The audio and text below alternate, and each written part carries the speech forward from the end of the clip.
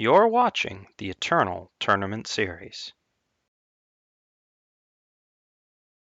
Hello and welcome everyone to the Eternal Tournament Series final weekly for the Season 3 Invitational. I am Bairdrus and I'm joined here with my wonderful co-host Truedawn. Hey everybody. And we are going to be bringing you an excellent tournament today. We've got 61 participants, so we're going to have 6 rounds of Swiss and then a cut to top 8 using our opponent match win percentage method as normal. And we are about to jump into round 1 right away. We've got LordOfWaffles on. We got LordOfWaffles on JPS control, and this is a bit of an interesting list. Truedawn, go ahead and tell us about this. So this is functionally fell control with a green splash for Harsh Rule. It's a bit of a rough splash because Harsh Rule is double justice. So there is a pretty big cost in adding that to your deck, but Harsh Rule is a very powerful card. So instead of relying on Witch Storm as a sweeper that Fell Control normally relies on, he has an actual for real sweeper. So he's going to get paid off in spots for that, but he's also going to get punished in spots for having what I expect to be not so great mana.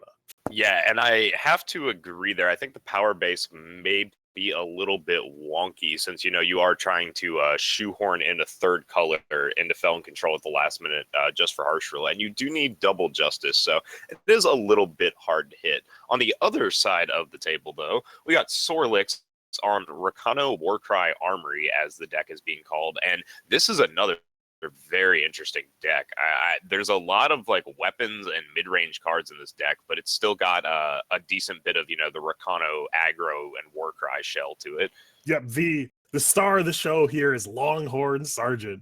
So Longhorn Sergeant says whenever you Warcry, you gain 1 armor. So he has a deck full of Warcry creatures and even sort of a Karia that also has Warcry. And he's just able to accrue a bunch of armor, and then with that large amount of armor, his weapons can swing multiple times into creatures, killing multiple things. So he's gonna. The plan is to get a lot of value from the Longhorn Sergeant. It's only a 2/4 base, so that might not always happen, but that's the plan, and we'll see how it plays out with his move here in game 1.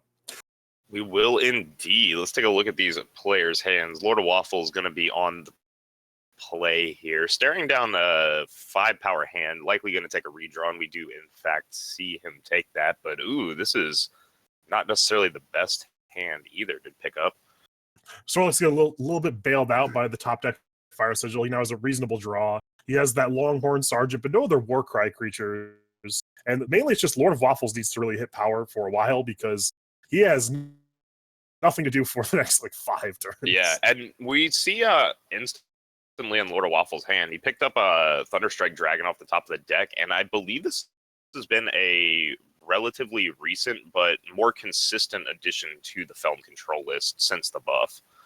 Yeah, I've enjoyed it a lot myself. The 6 toughness does matter a lot. It blocks Ikaria, which the deck previously had a lot of trouble with, and still, frankly, does have a lot of trouble with.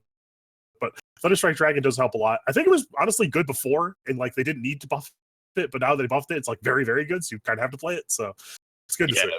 Yeah, my thoughts are basically the same. We see Sorlix getting down the Rakano Artisan as well as the Crown Watch Paladin, punching in for a little bit of damage and starting that very important Warcry train that his deck is focused on.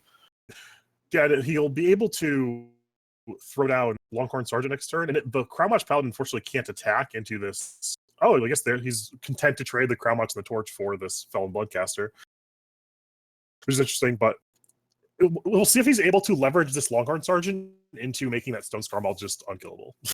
Yeah, as well as the Throne Warden. If he can pick up another power, getting thrown down and putting that extra 4 armor on top of a Stone Scarmaul can be pretty devastating. LordOfWaffles is going to need some way to remove that, but he's not in attachment destruction colors, so it's going to be a little difficult for his deck. Although worth noting, Sorlix has not hit his 5th land drop, so he can only play an Onirun or a Longhorn Sergeant's turn. And now LordOfWaffles gets to start playing these Thunderstrike Dragons, and is actually almost has enough power for it. So he has a 5/6 coming down, then a 5/6. He has an Omen to get something. He has a Harsh Rule. So Waffles can cast pretty much all of his hand, and Sorlix cannot. Yeah, very true. And we see, unfortunately, Sorlix wishing he had another power here. Would love to weave in an extra drop like the Longhorn Sergeant. Going to be curious to see what LordOfWaffles follows up with here. He's got quite a few choices. Might need to Harsh Rule, might just commit another Thunderstrike Dragon, but third option, we're going to see the Azendal's Gift come down. Yeah, it's not getting better than that. You could either say this Azendal's Gift is going to be dead forever, or you can say, I guess I'll just throw it down now for whatever value it gets. He decided to get some amount of value for it, but it requires him to do nothing this turn, and he's now at 2. So yeah, see if he's able to do anything to stop dying next turn. I think that might have just cost him the game, honestly. He's going to need to be able to get a unit down to absorb the Stone Scar Maul, but there's no way he can block both. And yeah, unfortunately, I think playing Azendal's Gift there, just spending your whole turn not really doing much wasn't good enough here. Sorlix, if he hadn't picked up an extra power, I think it would have been a lot better, since Sorlix did have to hit that 6 power for the Stone Scar Maul, which was very important to help bring that game home for him. But we do see him take a 1-0 lead going into the sideboarding. Yeah, it was interesting to see how Sorlix played that game. There were several turns where he could have played Longhorn Sergeant, but instead played a 1-mana spell, and then you just saw the Longhorn Sergeant rot in his hand and eventually get discarded to his Azendal's Gift. But I think that the main turn that game was LordOfWaffles deciding that he wanted to get some value from the Azendal's Gift, when he should have probably just said, okay, this is a dead card in this matchup. I might as well pretend it's not here. I'm not going to cast it, and done something else that turn, like Thunderstrike Dragon or Harsh Rule or whatever. Yeah, and it was a little interesting, since the Azendal's Gift is normally, kind of a dead card against Rakano, since they are more of a get-down early deck. But let's take a look at LordOfWaffles' sideboard. This JPS deck has an interesting sideboard, and it's going to have an interesting time sideboarding against the Rakano deck, since this isn't your standard Rakano aggro. So the cards you're putting in are a little bit different. For example, I'm not sure you bring in Lightning Storm in this matchup, even though that's a card that normally would definitely be coming in. Yeah, the two main cards out of LordOfWaffles' sideboard that I would expect to come in are Sabotage and Lightning Strike. Both of those deal with the weapons, which are the large threats coming out of Sorlix's deck. Lightning Strike can get awkward because Sorlix is doing a lot of pumping to his weapons, especially on the armor side, so it may not trade 1-for-1 with weapons, but you still need it for the early game. And Sabotage is just going to be good all around, so I would expect those two to come in. I don't see anything else I'm in love with. Yeah, and I feel basically the same here. Lightning Strike is going to help deal with some of the units, and Sabotage is going to be important to go ahead and pull apart the weapons. On Sorlix's side, I expect that we're going to see some protects coming in, and maybe he'll go ahead and dump the extra weapons in, since weapons are very hard for Felon Control to deal with. Yeah, my expectation would be things like Vanquish come out for the Stone Scar Maul, the Dice Show, possibly some number of protects. I'm unsure how great those are, because you like Rakano Artist, you don't care if it dies. Crown Watch already is Aegis. Oni Rodin trades very well on a mana basis with all the removal. Thornborn has Aegis too. So it's really only protecting Longhorn Sergeant, and maybe that's worth it. It also protects your face from Lightning Strike, so that also could be worth it. But I'm not sure you want 4. I'm just to see how many, if any, he sides in. Yeah, we will have to see. I know he did bring, I think, some in. And challenge just got sent out. So let's see if LordOfWaffles can bring it back home here in the second game. A little bit of a rough start for him in that first game with the Azendal's Gift, but he could very easily turn this around. Ooh, and Recurring Nightmare in his hand. Wow, Recurring Nightmare in the Felm deck. That's very interesting. You would think it wouldn't be great against the weapon deck, but it actually, if you can give yourself some breathing room and have a blocker and not be pressured to use your mana to answer things every turn, if you're able to just get the Recurring Nightmare for a 4, you can just get to, whenever they play a weapon, kill it immediately with your Recurring Nightmare, and you're also just clocking them. So it is good in the matchup. It takes some finagling, but you can leverage it to be very powerful. Oh, very true indeed. And we see LordOfWaffles. This Seek power is actually going to be very important here. If he didn't have the Seek power, these seats would come into play depleted most likely next turn, and he wouldn't be able to get this Bloodcaster down on the table. And Bloodcaster is going to be important for helping soak up some of this damage, since we see Sorlix is off to a blazing fast start with the Oni Ronin on 1, Crown Watch on 2, and Sword of Icaria on 3. Yeah, that was a very aggressive draw, but Felon Bloodcaster does a good job of brickwalling all of it. It's now going to eat one of these creatures and the sword. Although Sorlix has made a 6/5 Oni Ronin for his trouble with all these Warcry triggers, and is also Warcry 3 this turn. So he's just going to be drawing massive threats for the rest of the game if he can just keep this train rolling. Yeah, Exactly, and LordOfWaffles really wanted to see a removal here because he's going to be under a ton of pressure. And wow, huge Sword of Icaria coming off the top. That's actually just lethal. Sorlix going to close this series out 2-0 in very, very quick fashion. Yeah, that was kind of a beating. He just had an aggressive draw every time. LordOfWaffles, unfortunately, did not draw any of his early stuff, which, granted, that deck doesn't have a lot of. It's really just like Lightning Storm, Bairdrus favor, like some scattered stuff. So when Rakano deck, even as slow as this Rakano deck is, it's not as fast as it could be. When they just curve out like 1 drop, 2 drop, 3 drop, if you don't have the perfect draw on the other side, you're just going to get run over. Yeah, that was just quite a beatdown. Unfortunately, didn't see any really of the Felon Control's removal there. Needed, some Annihilates or just anything to help him handle out there. Maybe some of those Lightning Strikes coming back in. Sabotage would have been nice to help, slow the roll, but just a slow hand for him, unfortunately. So Sorlix picking up the series 2-0 with his Rakano Warcry mid-range list. And it does look like we will have a backup match coming up between Shed on Xenofyre's stuff, is how the deck is labeled, and Xenofyre on Fiery Comrade. So let me take a look at what Shed has going on here. And I do believe we are moving into game 2 because both players are currently sideboarding. Yeah, both players are currently sideboarding, and I am curious to see what Shed's list consists of. That's definitely a very interesting name. And on the other side of the table, I mean, we've got Icaria Gold or Fiery Comb Breed, depending on how you want to look at it. Is very interesting. Shed, apparently, we just got word, is up 1-0. So we'll see if he can take it home 2-0 or if our other player, Xenofyre, here can go ahead and push us to a game 3. Xenofyre is on the play here, which is going to be helpful. And Shed's deck does look pretty much just like a slower, more removal-heavy Stone Scar deck that is splashing time for things like Sandstorm Titan, Mystic Ascendant, Scorpion Wasp. So getting a bit better late game with Mystic Ascendant, a little bit more removal Scorpion Wasp. So we'll see if the cost you're paying in mana is worth the power level and additional options you're getting as we move here to game 2. Yeah, and we see Shed with a very slow hand outside of these quarries. Not a lot of power to be found. 2 Mystic Ascendants, a Shadowlands Feaster, and an Azendel's Gift. So it's unlikely he's going to be doing a lot before turn 6. Yeah, and this is the cost you pay when you play 3 colors. Granted, he's like low on the number of power cards. He would prefer more, but if those came into play undepleted, he could have quarried that turn, maybe finds another power, then keeps going. The time sigil there, so he's going to get to keep going. The quarry finds another seat, so he's starting to get there, but he still needs a lot more power to cast most of his hand. Yeah, interesting there that he played the time sigil when he just grabbed the Seed of Mystery off of quarry. Would have figured that would have come down in order here, but not going to matter too much. Ooh, and we see this is the eldest that actually just got binned there from Shed. Very interesting inclusion.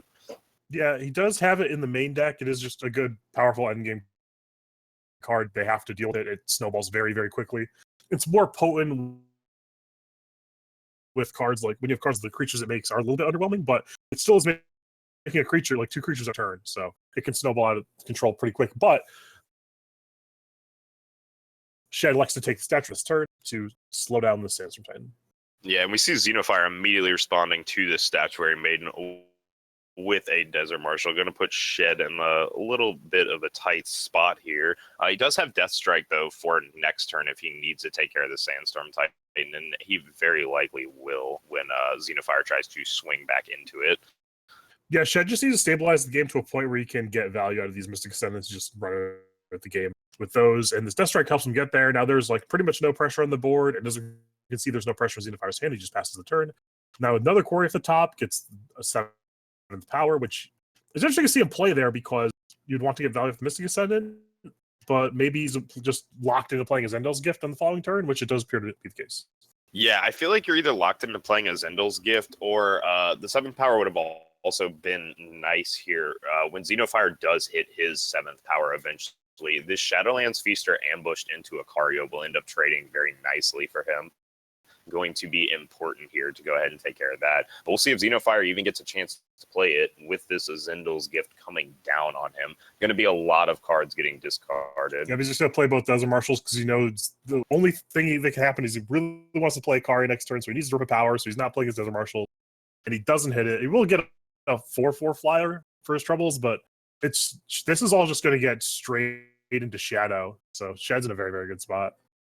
Yeah, Shed is in a very good spot. It looks like he has, in fact, turned the corner with his Xenofyre control deck.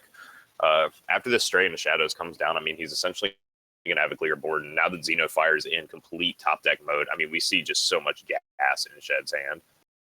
And especially, he's gotten to top deck mode at 6 mana, so, like, he can't cast Akaria. He can draw power there, so no, if following Akarias are alive. But these Mystic Ascendants are just going to run with the game. It's unlikely that Xenofyre, even if he draws perfectly, is going to be able to overcome this card advantage. Yeah, and I'm assuming we'll probably see a concession come out here in just a turn or two for Xenofyre. And definitely with the second Mystic Ascendant down, he's going to need to top deck a Harsh Rule right here to even feel like he can keep playing this game. Yeah, and I guess Harsh Rule is like step 1 for Xenofyre. When he just discarded 2 from the Azendel's Gift, so he doesn't have a lot left. And that's a power. And I think that Shed just has lethal, right? It's 10, 17, yeah.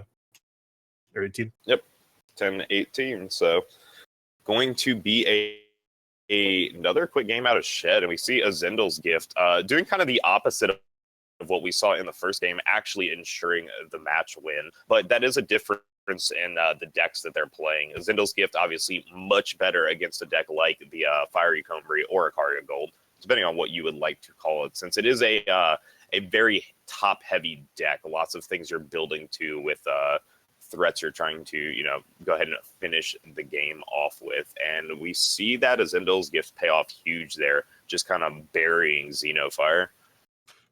Yeah, and Zendel's Gift is a very punishing card. Like, if you miss power and your opponent doesn't, and they get to cast a Zendel's Gift on time or you're stumbling, the game's just over. I think in, like, typical games where both players are drawing like the same amount of power and like you both hit 7 at the same time, it's usually not that great.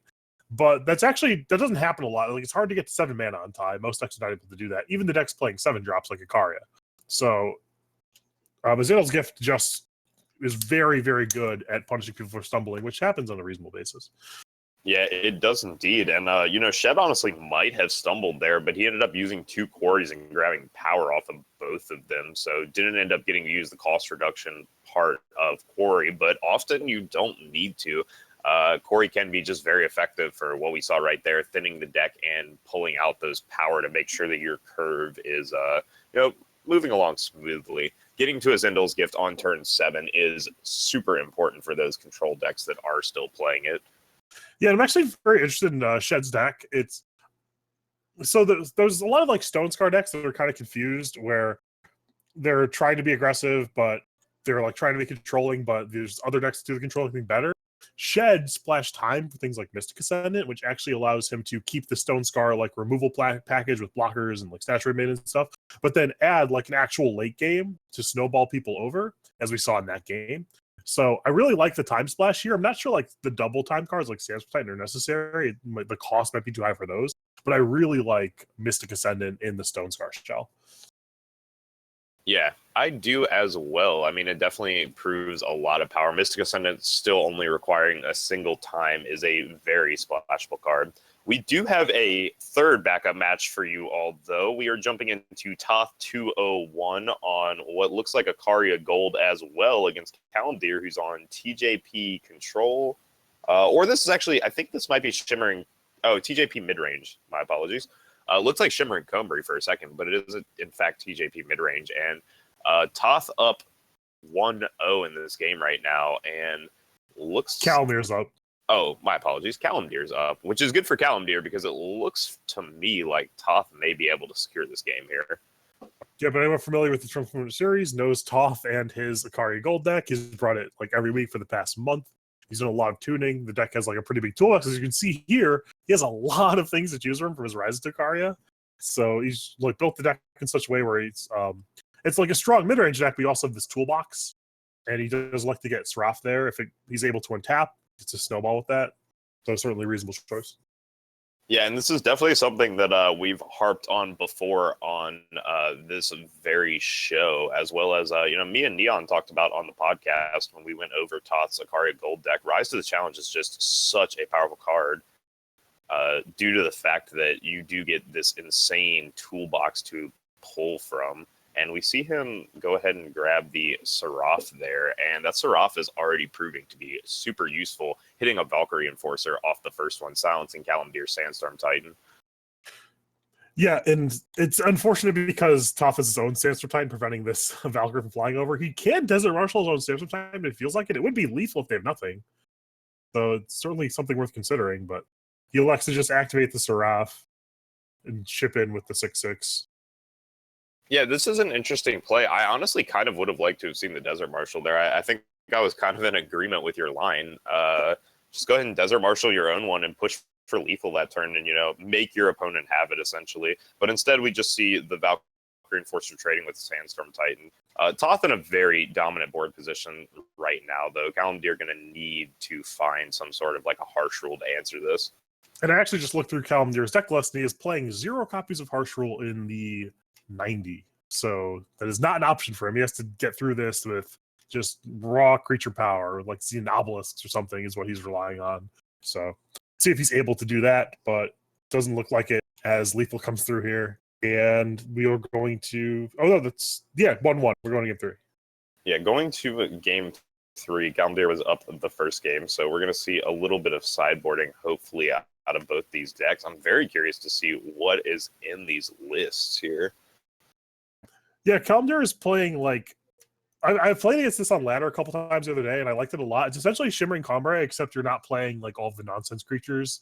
Instead, you're just playing like False Prince and Surso and like all the cards that are actually good. And you just play Xenobelisk anyway, because that card's also absurd. And you just have like very high raw power level and hope that that's good enough. Out of curiosity, since I don't have the deck list in front of me, is he playing things like Friendly Wisp for the 5 Matter strategy or Dawnwalkers? Nope, it's just Desert Marshal, a couple Permafrost, False Prince, Seraph. There are 2 Copper Hall Elite and 3 Surso. Yeah, there's 2 Crystallize in the sideboard, which I would imagine comes in here. The Elysian deck, Elysian base decks at least, just can't break board stalls without Crystallize. There's nothing in that combination of colors that allows you to do that.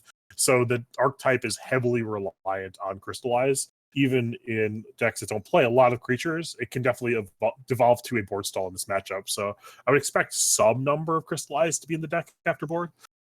I wonder if we'll ever see Striking Snake Formation come around and like as a sideboard card for some of these Elysian-based decks, since, as you said, they do have a very hard time dealing with board stalls, and being able to convert Eternal into Hearthstone would certainly be able to help them out with those board stalls. Yeah, as Amaz would say, Killer is the mechanic that lets a creature play Hearthstone for 1 turn, and Striking Snake Formation lets all your creatures play Hearthstone for a turn. So it's good in some spots. Like if you're ahead, it buries people because Crystallize would only allow you to attack. Like those creatures don't go anywhere. But Striking Snake Formation can actually just wipe your opponent's board. You need to be ahead for that to happen, which is why it's in some situations worse. But it definitely has a higher ceiling. Yeah, it really does have a higher ceiling. I wonder when we will see somebody, give that a test run. Or, maybe people have given it a test run and just decided that, like you said, you need to be too far ahead that it's not even worth it at that point. Yeah, I'm generally a bigger fan of Crystallize. I don't think you need Striking Snake in most situations, but I'm not like diametrically opposed to it. I would be open to seeing it. Like in a deck where all of your creatures are just generally bigger than the opponent's creatures, like Surso and Sandstorm Titan and all this stuff, your stuff's generally going to be bigger anyway, especially when you're playing Xenobelisk, so you probably have profitable killer attacks. So if it's good in any deck, it's probably something close to this. I dream of the day that we get to see Striking Snake Formation on multiple Sursos. Everything is pigs. Yeah, everything is pigs. It's just such a cool combination. I know that was what the old Elysian mid-range deck used to hinge around, was the idea of giving Dawnwalker and Surso Killer using Predator's Instinct.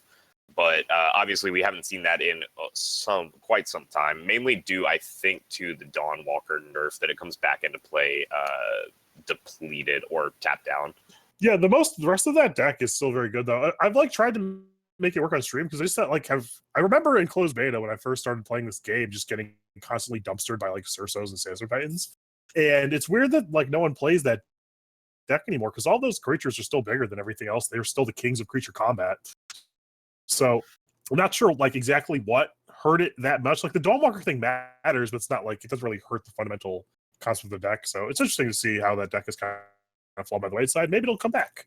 Yeah, maybe it'll come back indeed. And we see a very rough hand out at top. Had to mulligan his first one away since it had 0 power. And we do see him redraw into 3 power, but notably lacking time and holding 3 time cards, including the Sandstorm Titan, which needs double time influence. So going to be a little rough for Toth out of the gate here to try and cast his cards. And this is the Achilles heel of the Ikaria Gold deck. Ikaria is triple red, triple green, and then Sandstorm Titan's double time. Like, that is a lot. It is hard to stretch the math to make that work. So we're probably going to see a Torch hit this Awakened Student. If that thing gets to go uncontested, it's game, but we will see it answered there. And outside of that Awakened Student, Calimdir doesn't have a lot going on here in the form of pressure. He will get to play like some of these Ember Acolytes and Temple Scribes, these things that like replace themselves. But if Toth is able to find a second time for the Sandstorm Titan, it should be okay. Yeah. He will be able to get this online. In the meantime, he's just going to drop a Great Parliament since he feels it necessary to put something on board, and this is going to provide him, a nice attacker and blocker for the time being. Although we do see Calimdir holding the Desert Marshal. Was wondering if he was going to try some sort of sneaky play, but actually going to deplete his power to try and conceal this Desert Marshal. And that is an interesting play. We also saw something similar out of Toth on turn 1 of this game. He actually led off with a Justice Sigil when he had a Fire Justice seat he could have played because he wanted to conceal his torches. It makes sense, especially when there's like nothing that could punish you with. There's no 1-drop that would make a difference there. So it's just kind of a free roll bluff, or just making it so your opponent doesn't see the pause at end of turn knowing you have to torch. So little stuff like that is what separates the stronger players from the newer players. Yeah, absolutely. And we see Toth with a big pick up here with this Vanquish. He's going to be able to take care of this Cerso if he wants. And since Calimdir is tapped down currently, no way for him to ambush in this Desert Marshal and take care of one of these owls. So 8 damage coming through each turn right now for Toth. This is pretty big. I mean, he's got Calimdir on a very quick clock. This Xenon Obelisk probably helps. He could Xenon Obelisk and then Desert Marshal, bring 1 down, trade the 2 cantrip creatures into it, only be taking 4 in the air. He could also Valkyrie Enforcer and Seraph this turn. He has some options. Most of them lead to one of these owls not having great attacks, but the other one's getting it. Yeah, and it looks like he's actually jamming in damage here, which would be very interesting because I feel like you need to block these owls here. You cannot afford to be taking any more damage right now. If Calimdir takes another 8, he's down to 6, and we see Toth holding a torch, which actually puts him down to 3. So he's within single burn range if he doesn't create a block this turn. Yeah, and usually you don't have to worry about reach in these like mid-range mirrors, but the Ikaria Gold deck does have torch, and Toth has been known to sided Flame Blast as well. I'm not sure if he did in this matchup, but stuff you have to consider. So you can't be as liberal with your life total as you normally would be in these mid-range matchups. No, Toth, don't do it. Well, I guess it's not terrible, but I actually would have liked to have seen him go to combat there without the torch first. Try and bait the juicy double block there and end up killing the Seraph. Either way, though, Calimdir does go down to 6 under a lot of fire right now since Toth still has 1 flyer and now has this 5/5 Martial Ironthorn, which is currently the biggest body on the board. The Cerso is really good, though. He could, for example, play Cerso, Desert Marshal the flyer, bring it down to the ground, have Cerso eat something, have like the 2/1 and the 1/1 like chump block or like gang up with Seraph in the Desert Marshal. So this isn't getting through, and he only tag with 1 flyer actually makes this very, very easy for Calimdir. And he's going to be able to untap and crack back with the Xenon Obelisk, or at least start to. So Calimdir might be turning the corner. Yeah, I mean, he very well may have. And with this Obelisk giving everything 2/2, I mean, it is very threatening right here. It's even feasible for Calimdir to swing in with a Seraph right here. And he's got plenty of blockers on the way back. Going to be a little hard for Toth to actually to turn this around. He's going to need to see like an Ikaria off the top, but he's not quite at the influence to play it, even if he finds it. That extra time influence is pretty big. Sandstorm Titan's important. Yeah, we see that Toth has a Scorpion Wasp, but he couldn't play it last turn because the Surso would just turn it into a pig. It doesn't actually have profitable attack. So yeah, Surso should just run Roughshod over this board state. Nothing attacks better than Surso, and then there's another Surso. So if the first one wasn't beatable, I don't know if that makes the 16-16. Yeah, so the only thing better in this board state than an 8-8 or an 8-8 Surso would be a 16-16 Surso. And with that Seraph hit, I'm pretty sure that's going to close the game out here. There's just no way now for Toth to actually get around both these Sursos since they do have so much overwhelm. With converting the units to pigs, it just so much of this damage rolls through. He would need so many blockers to even take care of one. He needs, 12 blockers to kill both Sursos? Jeez, yeah. 8 for the 16-16 and 4 for the other one. And then on top of that, I mean, even then, Calimdir just has so many other units on the board. They're buffed up to at least 4 damage that we see him close that game out with an A space there, Toth knowing he can't get around it. I mean, he didn't even need the A space, but looking like 40 or 50 damage coming down there on that last turn. Just absolutely brutal out of Calimdir. Yeah, and I do like Calimdir's deck. I think that, as we've seen in the past couple of weeks of the Eternal Tournament series, the meta has been relatively mid-range ruled. It's been pretty slow and just about creature combat and board stalls. If the matches are about that, decks with Surso and Crystallize are just going to wreck everything. Nothing beats Surso in creature combat. If the format is about creature combat, Surso is king. So I definitely like bringing that card to this tournament. Yeah, Surso is a disgusting card, like you said, when it comes to creature combat. If he's not silenced, you have to put 3 blockers in front of him. And triple blocking to trade with 1 unit feels terrible. And in a lot of cases, you really can't afford to triple block. We saw out of Toth there, he never really had a good way to triple block. He would have had to sacrifice 2 4/4s and a Sandstorm Titan just to kill the Surso, and then he still would have been opened up to the other 5 creatures that Calimdir had. So it's absolutely devastating. And the Xenonobelisks that Calimdir has in his deck offset that math. So you'd need 4 pigs for the Surso or 4 blockers. So it's very good with Xenobelisk, and it's not great against Xenobelisks. So Surso kind of gets it at both ends. But it's I really like where Calimdir's deck is set up.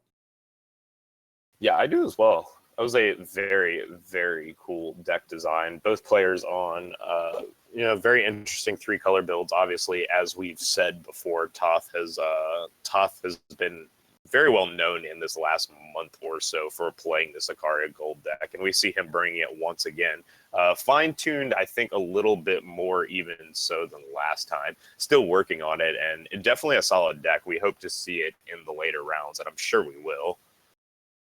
Yeah, Toth has been hanging around. Takes an early loss here, but I wouldn't be surprised if we see him later on in the tournament. He's been doing very well these past couple of weeks with his Ikaria Gold deck, so he'll be back. Yeah, would not be surprised if we see him in the top 8. He's known to bounce back. So, but yeah, an excellent win for Calimdir. So 3 fantastic matches, guys. We got to see some really cool ones. We got to see obviously the last one, Calimdir taking the game down 2-1 over Toth with his TJP mid range. We got to see Shed going 2-0 over Xenofyre with his Xenon Scar stuff deck, which was also very cool. A lot of interesting 3-color decks today. And, of course, in our first matchup, we see Sorlix just running over LordOfWaffles with his Rakano Armory. So very, very cool stuff all around and a fantastic first round. Great start to the tournament. Don't go anywhere, folks. We are going to take a short break while we prep for round 2. We only have 1 match outstanding, so we should be back with round 2 in just a few moments. So stay tuned. Don't go anywhere.